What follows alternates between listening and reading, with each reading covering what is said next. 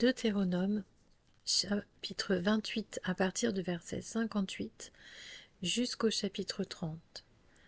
Si tu ne veilles pas à mettre en pratique toutes les paroles de cette loi qui sont écrites dans ce livre, à craindre ce nom glorieux et redoutable, celui de l'Éternel ton Dieu, l'Éternel te frappera, toi et ta descendance, de fléaux extraordinaires. Il te frappera de fléaux importants et durables, de maladies graves et tenaces.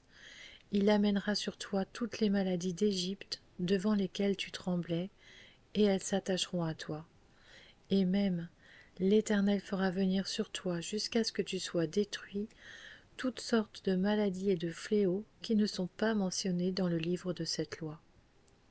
Après avoir été aussi nombreux que les étoiles du ciel, vous ne resterez qu'en petit nombre, parce que tu n'auras pas obéi à l'Éternel ton Dieu. De même que l'Éternel prenait plaisir à vous faire du bien et à vous multiplier, de même il prendra plaisir à vous faire disparaître et à vous détruire. Vous serez arrachés du territoire dont tu vas entrer en possession. L'Éternel te dispersera parmi tous les peuples, d'une extrémité de la terre à l'autre, et là, tu serviras d'autres dieux que ni toi ni tes ancêtres n'avaient connus, du bois et de la pierre. Parmi ces nations, tu ne seras pas tranquille, et tu n'auras pas un lieu de repos pour la plante de tes pieds. L'Éternel te donnera un cœur inquiet, des yeux affaiblis, une âme découragée.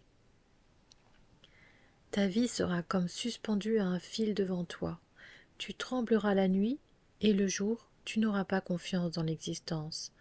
À cause de la frayeur qui remplira ton cœur et du spectacle que tes yeux verront, tu diras le matin, si seulement c'était le soir, et tu diras le soir, si seulement c'était le matin.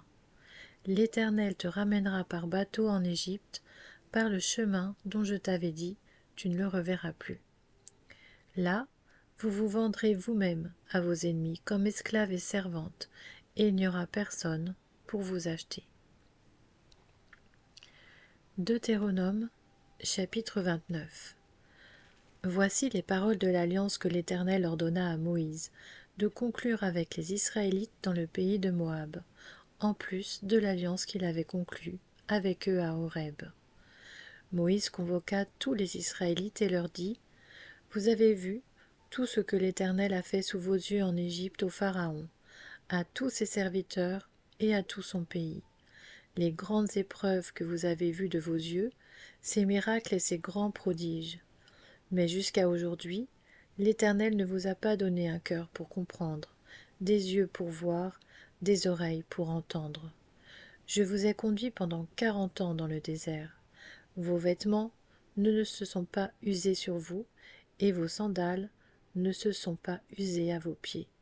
Vous n'avez pas mangé de pain, et vous n'avez bu ni vin ni liqueur forte, afin que vous reconnaissiez que je suis l'Éternel, votre Dieu.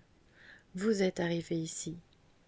Sihon, le roi de Hesbon, et Og, le roi du Basan, sont sortis à notre rencontre pour nous combattre, et nous les avons battus.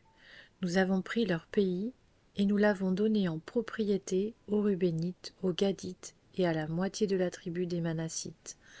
Vous respecterez donc les paroles de cette alliance, vous les mettrez en pratique afin de réussir dans tout ce que vous ferez.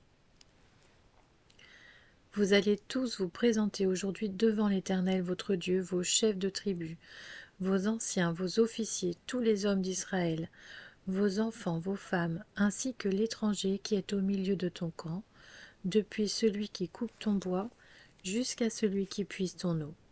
Tu présentes pour entrer dans l'alliance de l'Éternel ton Dieu, dans cette alliance contractée avec serment.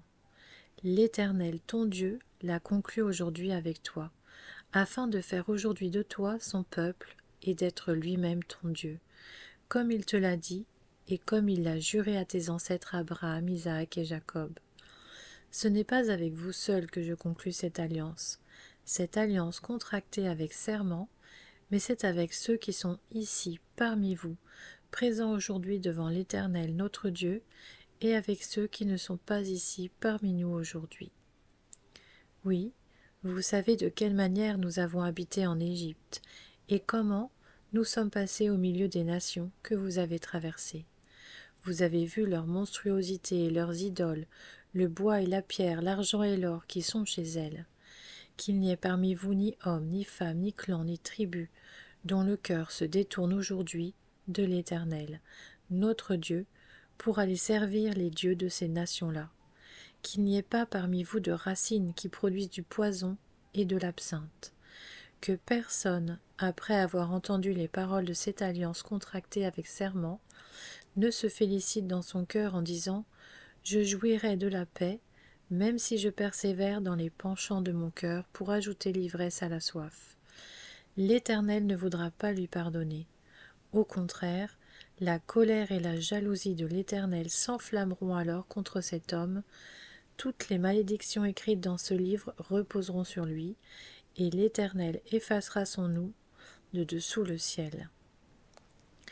L'Éternel le séparera pour son malheur de toutes les tribus d'Israël, conformément à toutes les malédictions de l'alliance écrite dans ce livre de la loi.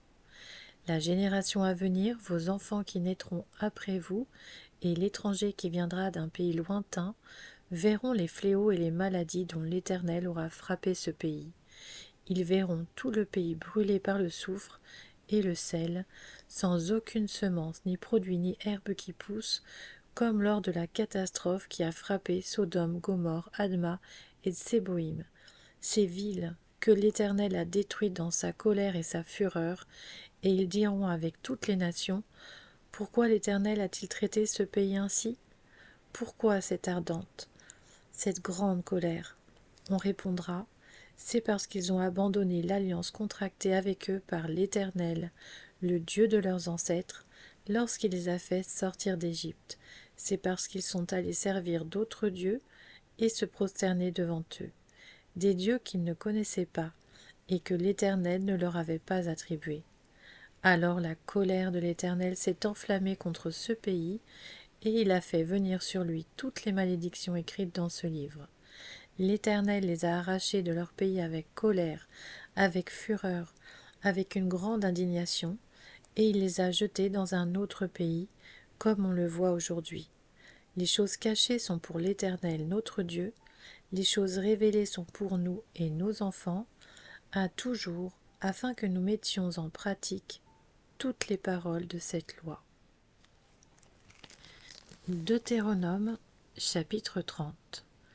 Lorsque toutes ces choses t'arriveront, la bénédiction et la malédiction que je mets devant toi, si tu les prends à cœur au milieu de toutes les nations chez lesquelles l'Éternel ton Dieu t'aura chassé, si tu reviens à l'Éternel ton Dieu, et si tu lui obéis de tout ton cœur et de toute ton âme, ainsi que tes enfants, en te conformant à tout ce que je te prescris aujourd'hui, alors l'Éternel ton Dieu ramènera tes déportés et aura compassion de toi. Il te rassemblera encore du milieu de tous les peuples parmi lesquels il t'aura lui-même dispersé. Même si tu étais exilé à l'autre extrémité du ciel, l'Éternel ton Dieu te rassemblera de là. Il ira te chercher jusque-là. L'Éternel ton Dieu te ramènera dans le pays que tes ancêtres possédaient, et tu le posséderas. Il te fera du bien et te rendra plus nombreux que tes ancêtres. L'Éternel ton Dieu circoncira ton cœur et celui de ta descendance, et tu aimeras l'Éternel ton Dieu de tout ton cœur et de toute ton âme, afin de vivre. L'Éternel ton Dieu fera tomber toutes ces malédictions sur tes ennemis, sur ceux qui t'auront détesté et persécuté. Quant à toi, tu reviendras à l'Éternel, tu lui obéiras et tu mettras en pratique tous les commandements que je te prescris aujourd'hui. L'Éternel ton Dieu te comblera de bien en faisant prospérer tout le travail de tes mains, tes enfants, les portées de tes troupeaux et le produit de ton sol.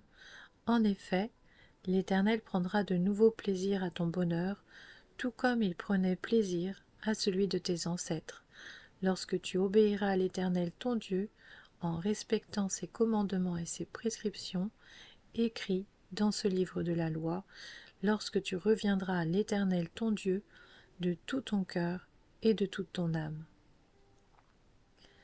Le commandement que je te prescris aujourd'hui n'est certainement pas au-dessus de tes forces, ni hors de ta portée. Il n'est pas dans le ciel pour que tu dises « Qui montera pour nous au ciel et ira nous le chercher ?» Qui nous le fera entendre afin que nous le mettions en pratique? Il n'est pas de l'autre côté de la mer pour que tu dises « Qui passera pour nous de l'autre côté de la mer et ira nous le chercher ?» Qui nous le fera entendre afin que nous le mettions en pratique?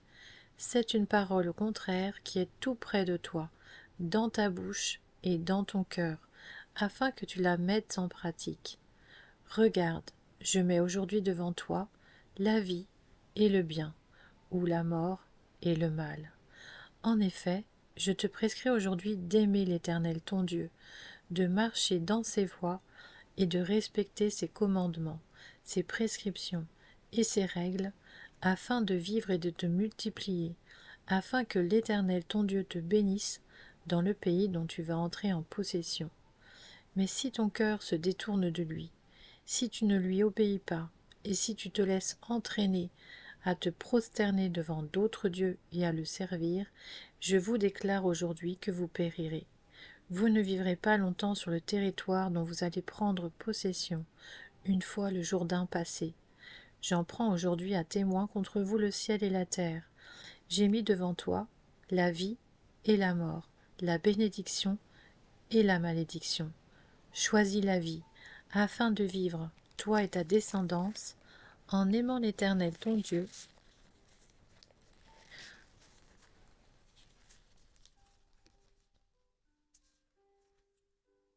en lui obéissant et en t'attachant à lui.